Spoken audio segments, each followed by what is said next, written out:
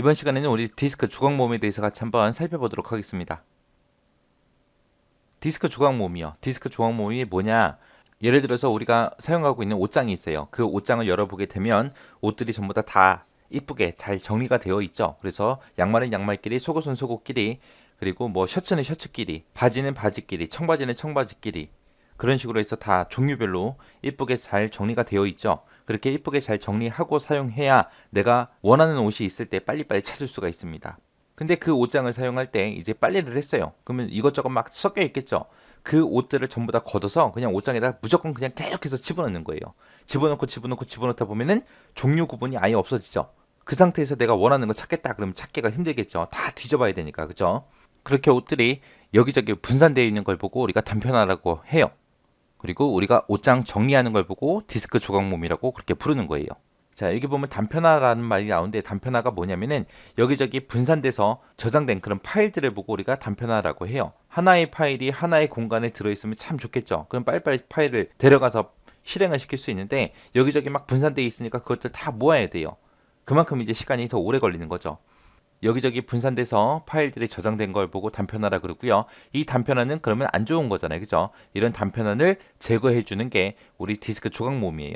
해서 이런 여기저기 흩어져 있는 이런 파일들을 연속된 공간에다가 최적화시켜서 정리해 주는 게 우리 디스크 조각 모음이에요. 해서 이 디스크 조각 모음을 하게 되면 뭐가 좋아지냐? 접근 속도가 향상이 돼요. 사용자가 어떤 파일을 쓰고자 할 때 그거를 빨리빨리 찾아서 빨리빨리 실행해 준다는 그런 얘기예요. 그래서 이 디스크 조각 모음을 실행시키는 방법은 시작 버튼 누르고요. 모든 프로그램의 보조 프로그램 시스템 도구에 들어가게 되면 디스크 조각 모음이 있습니다. 여기서 이제 실행을 해주면 돼요. 이 디스크 조각 모음은 접근 속도를 향상시키기 위한 거예요. 자, 얘가 가장 중요한 말이에요.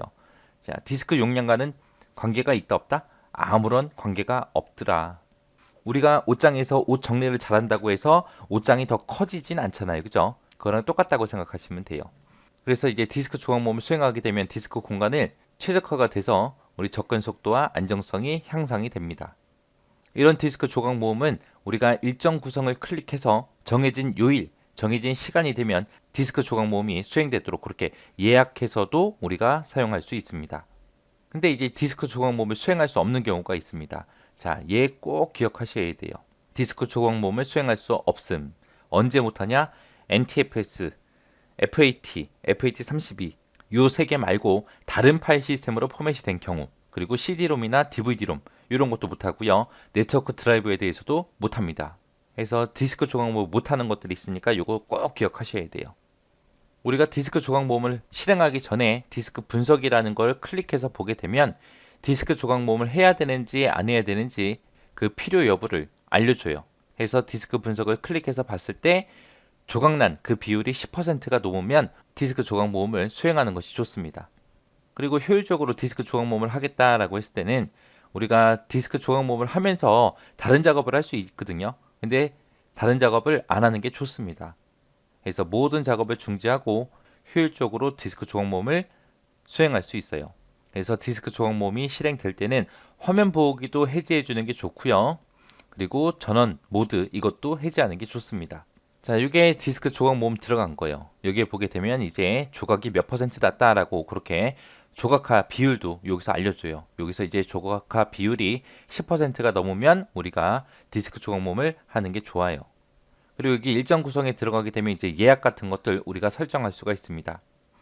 그래서 주기는 어떻게 할 건지, 무슨 요일 날 할 건지, 시간은 언제 할 건지, 어떤 디스크를 대상으로 할 건지 이런 것들을 우리가 선택해서 예약할 수 있습니다. 그래서 시험 문제에 이제 단편화다라고 그런 말이 보이면 무조건 디스크 조각 모음이 정답이고요. 그리고 얘는 속도 향상시키는 게 목적이에요. 디스크 용량 증가랑은 아무런 관계가 없다라는 거 정확하게 기억하시고요. 그리고 디스크 조각 모음을 언제 못하는지 할 수 없을 때가 있었잖아요. 그죠? 그거 정확하게 기억하시기 바랍니다.